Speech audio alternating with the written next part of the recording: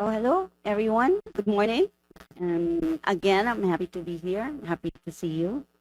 And of course, we have another news item for you that we're going to read. Uh,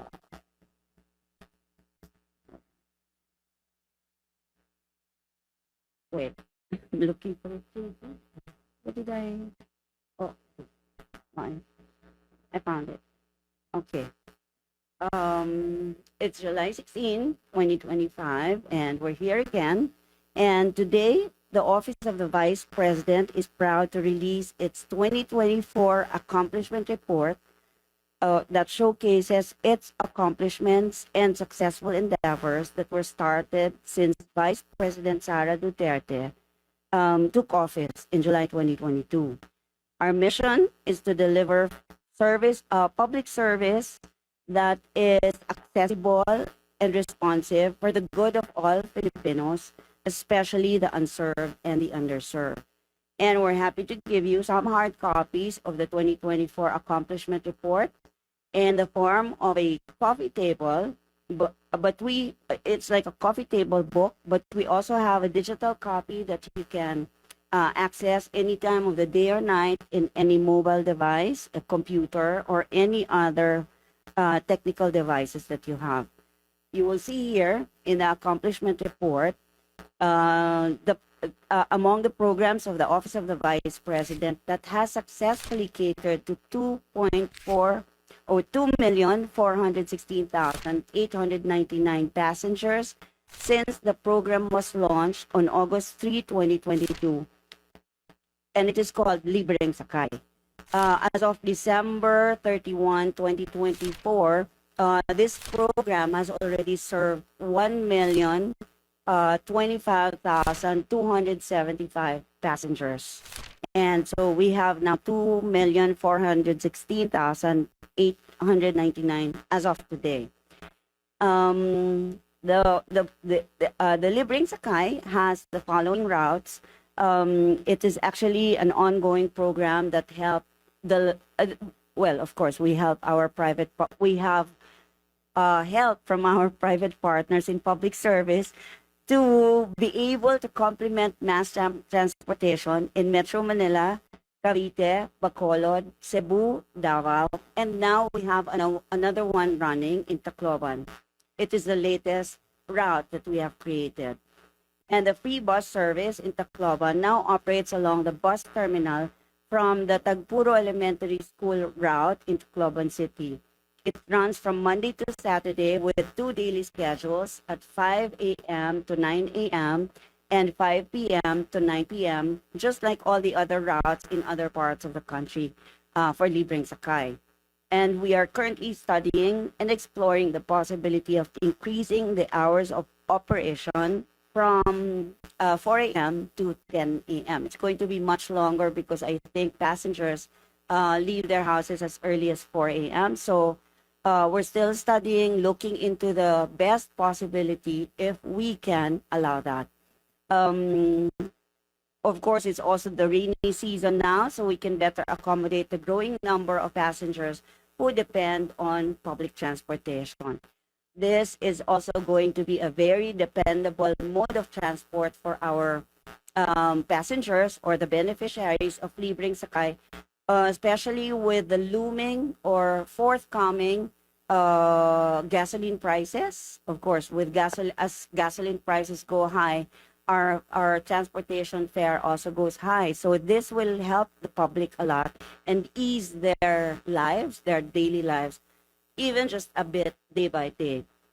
Our initiative aims to ease the financial burden on local commuters and promote greater economic mobility and access to opportunities within the community.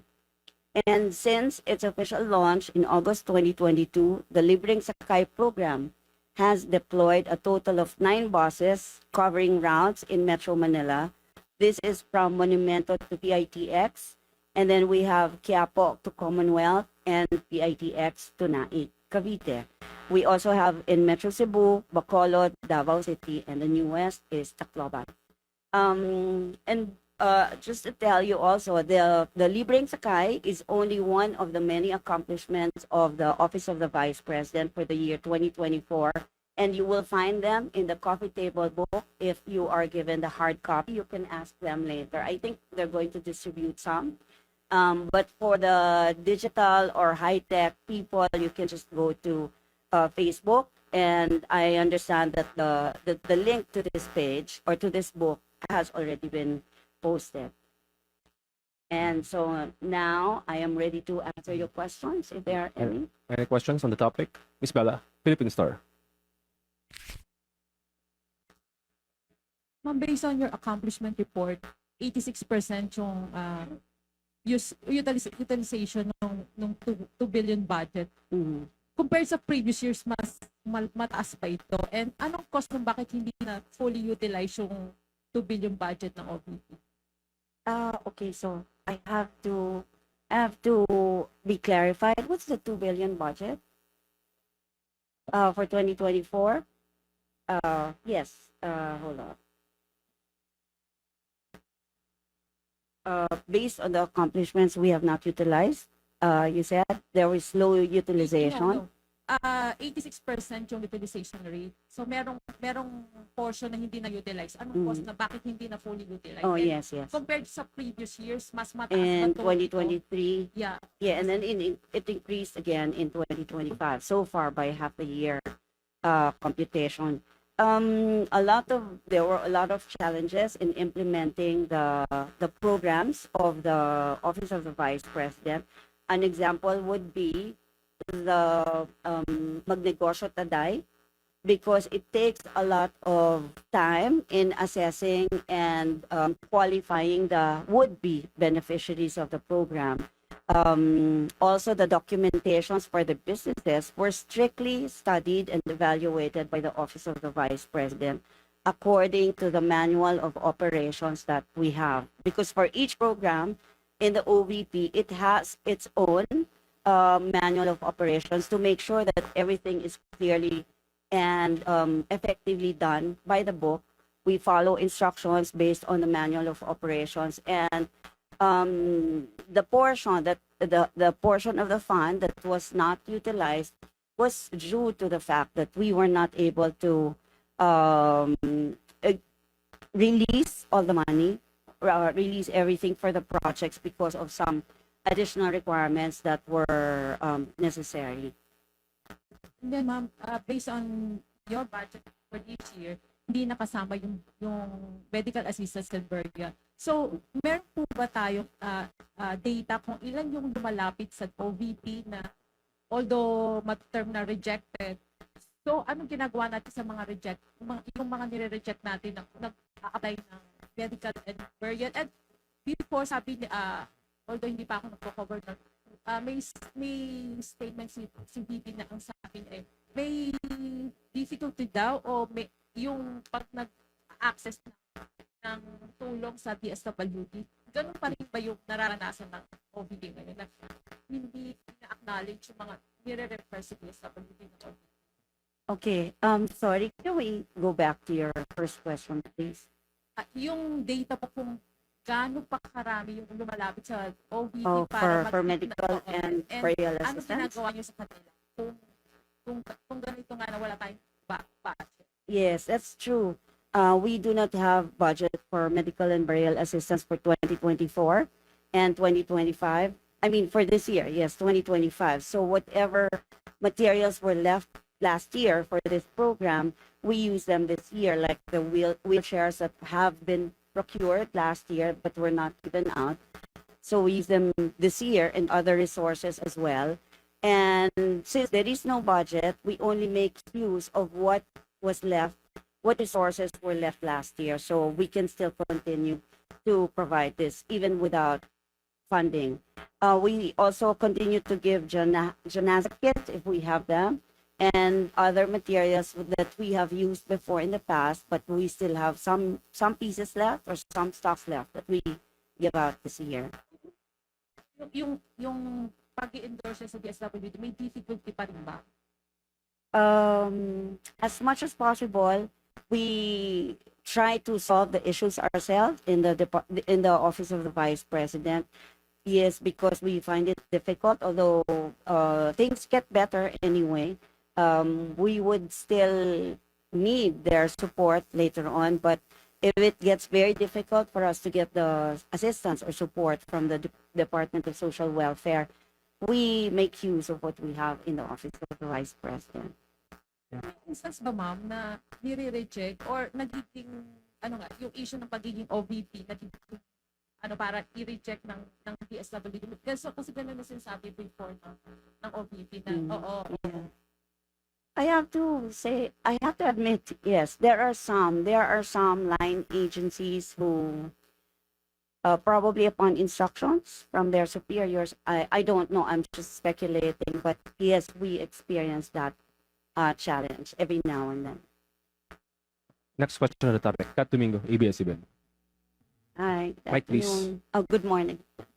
In last week's press conference, you mentioned that the COA directed the OVP to correct some observations, submit corrections, or whatever remedial actions within 60 days. May we know in particular what these items were flagged by the COA?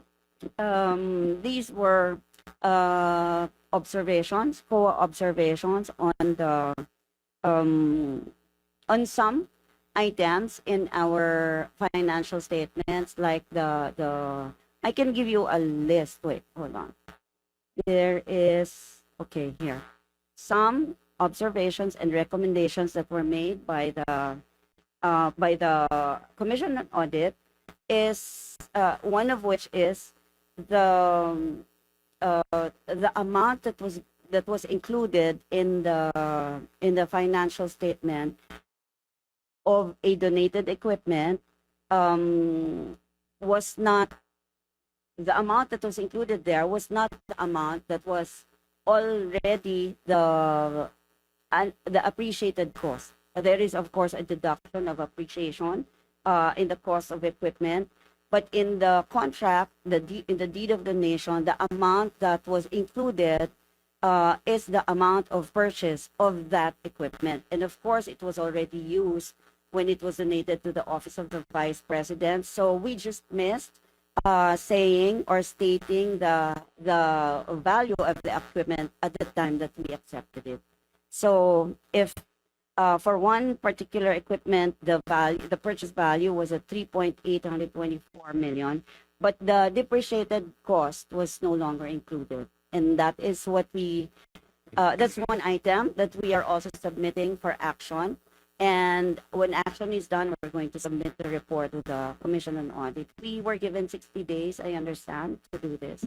Now, do you have a rough figure as to how many items were flagged by the COA in the 2024 budget? There are only a few. Okay.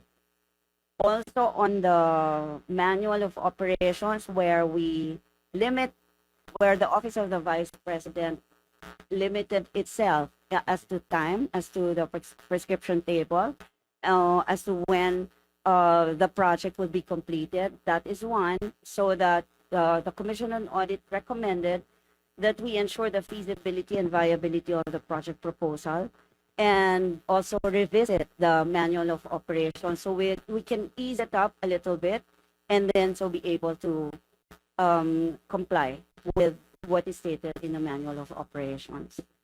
Last question from my end. What were the COA recommendations as to how the OVP can actually improve its absorptive capacity from 86% to a higher number? I have not come across. Maybe you can tell me where to find it? I have not come across that recommendation from the Commission on Audit on our absorptive capacity. And as a matter of fact, if we talk about utilization, maybe we can get the details. Nicole, can you ask RLS please for utilization 2024 and 2025? Thank you. We'll get back to you, Kat. Next question, Marisol Abdurrahman, GMA News. Yes. Mike, please. Mike, please. Mike, please. Mike. Mike. Sara, assume po, kahit na nag-i-increase naman po ang utilization system, ma'am, for the past. Yes, yes, that's right. Sorry, ma'am, just in case you have the figure, ma'am, may we know po that started with a percent po. Wait. Now po. I will find it. Utilization from, I have the utilization for 2024 and 2025. Okay. For 2024, we have utilization rate of 85.55%. And then for 2025, as of, this is, I think, as of June 2025, our utilization rate is at 34%. So we're going to increase this some more. Like I said, a lot of challenges internally in the Office of the Vice President, and we understand that we need to speed up utilizing the funds, but we also do not want to carelessly utilize the funds. So we are being very careful so as not to open any issue that may be thrown against us. Okay, next question. Okay, Next question, Fred. I'm sorry. Yeah, kasi I was asking earlier about the recommendations of what is to improve the Mm. utilization. Effort po ng OVP, ma'am. Ano po yung ginagawa natin para at least increase po? Yes, we're just being careful, but we intend to use up the entire budget that is allotted to us for 2025. We're already on the 34% utilization rate, but we still have time, and we're going to speed up our the action on all our programs. Next question, Fred Mendoza, Manila Times. Ma'am, good morning. Good morning po, ma'am. Kasi may mga lawmakers po kasi parang nagkaroon daw po ng unmodified opinion. Sa kailan sa OVP, doesn't mean daw po na-release daw po yung record. Ano po din yung comment po doon sa mga sinabi na while the OVP had its unmodified opinion, hindi naman daw siya technically malinis or technically fair yung para lang po maliwanag sa ating kaumbayan kasi naguguluhan po yata yung kaumbayan natin yung ating mga public kasi pag sinabi yun pag may sinasabi ng unmodified opinion tapos biglang may mga nag-comment na hindi naman pala na comment ng unmodified opinion so pakiklaro na lang po natin for our public. Okay, I also heard that, and okay, let me go back. There are three kinds of audits done, right? There's the financial statement audit, there's the compliance audit, there's the performance audit.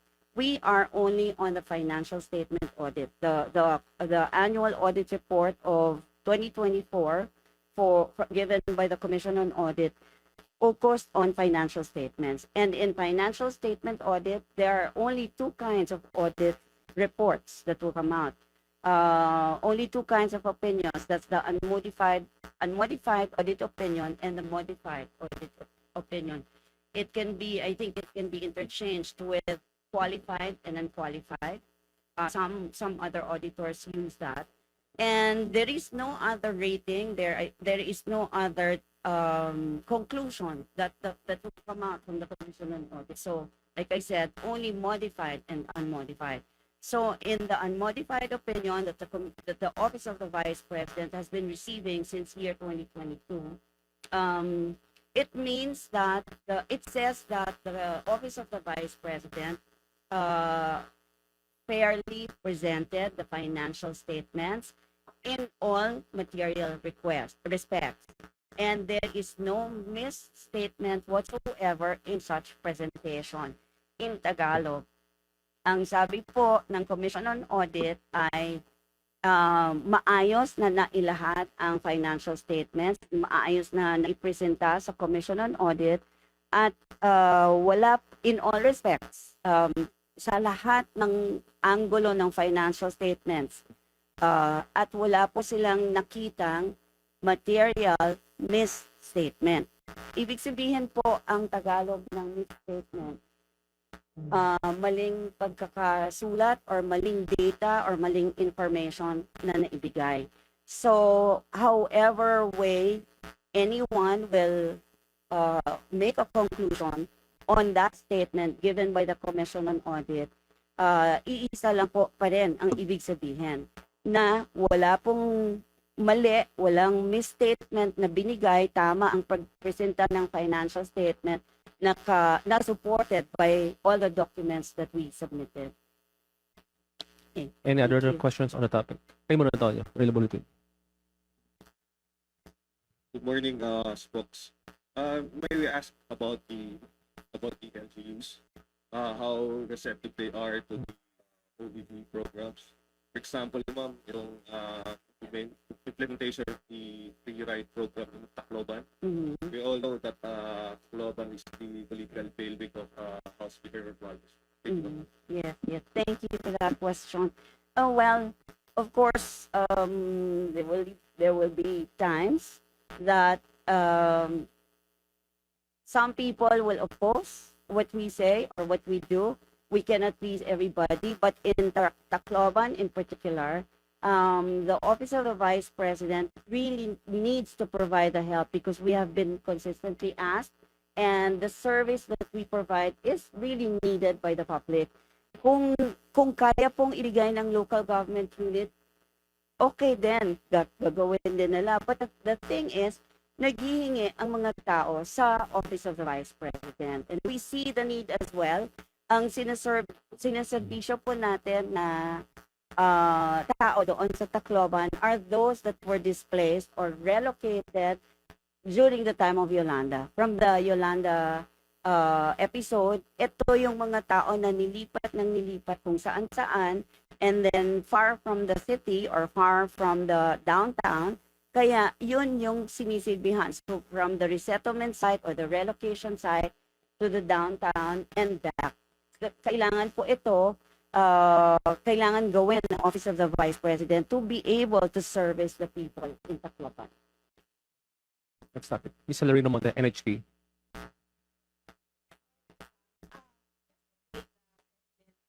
The 6.9 budget for next year. How optimistic are you that the proposed budget of the OVP, which is, I think, more than 900 billion, Mhm. will be approved by Congress? Oh yes, the Department of Budget and Management approved or recommended to the House of Representatives and the Senate the amount of 903 million pesos for the year 2026. We cannot say if we're sure, or we cannot say also if we're not sure. So we leave it to Congress, and we just pray that they grant that budget. Then personally attend the budget meeting, just in case to attend the budget meeting. You mean the Vice President? Yeah, that. Okay, the Vice President. The Vice President. I'm not sure if she will attend the budget hearing, but we have competent staff to defend our budget and explain to Congress why we need this amount of money. Sorry, where's the Vice President right now? And I believe she will be going abroad again. So what will be the agenda of her trip? The Vice President, as far as I know, left the country to visit her father in the Hague in the Netherlands. But during the SONA, she said that she'll be in another country. Yes, she will be. She has invitations from different OFW organizations in some areas in the world, and I understand that on the day of the SONA is the day that she arrives from this trip. Okay. Next question, Jason Rubrico. SMNI. Mike, please. Last two questions. Good morning, ma'am. Ma'am, may we have your reaction po ng Office of the Vice President dun po sa trust ratings ni VP Sara in the recent SWS survey na nakuha po siya ng 61%, and so far siya po yung pinagkakatiwalaan na highest up po siya ng government. Oh well, of course, if I do not, no, I'm not saying that this survey is real. I'm not saying that other surveys are not real. But getting a high rating of above 50%, of course, will make anyone happy, including the vice president. So getting a 61% authentic survey will make anyone happy. So the vice president welcomes this survey, and she intends to even continue working hard, or maybe work harder than she is working now, so that we can still increase that confidence rating for her. Follow-up question. Zach, Philippine Daily Inquirer.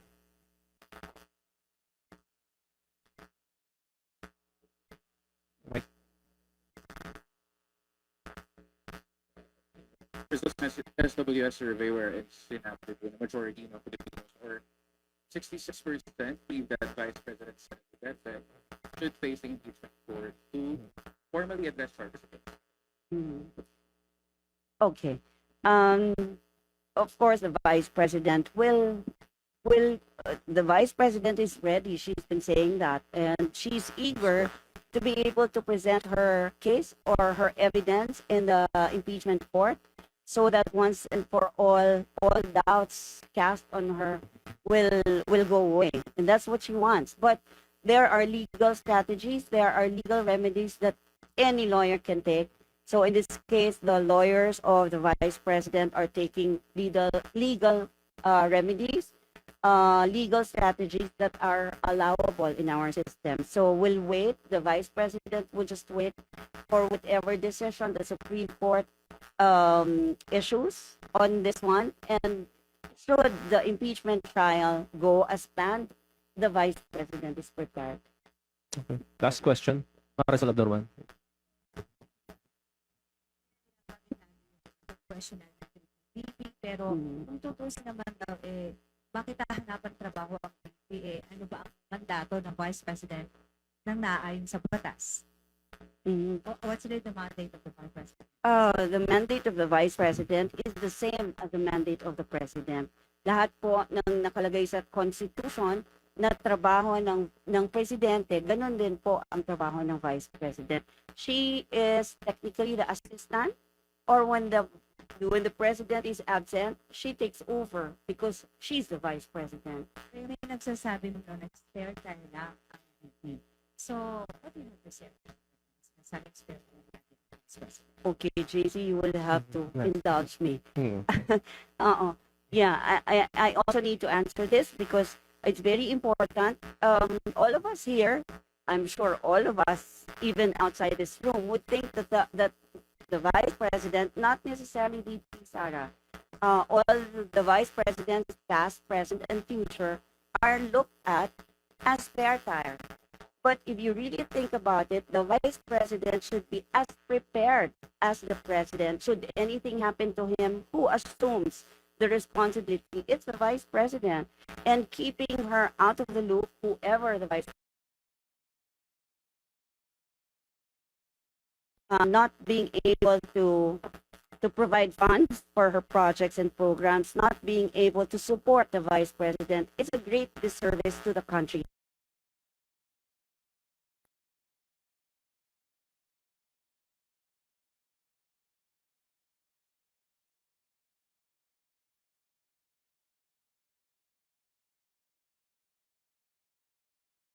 Long is going to take, we don't know. We cannot. We need a vice president who is always ready to assume. And the services that are now being delivered by the vice president through her office is a way of preparing herself just in case anything happens from now until 2028. Otherwise, it's just, it's all in a day's work. Our programs, our plans, our activities, funded or not by Congress, it's all in a day's work. We'll still complete the job that she has promised to do in 2022, and she continues to fulfill it, and she will make sure to see through all those promises fulfilled in 2028 by the end of her term. Okay, that wraps up for our today's press tour. Thank you very much for coming.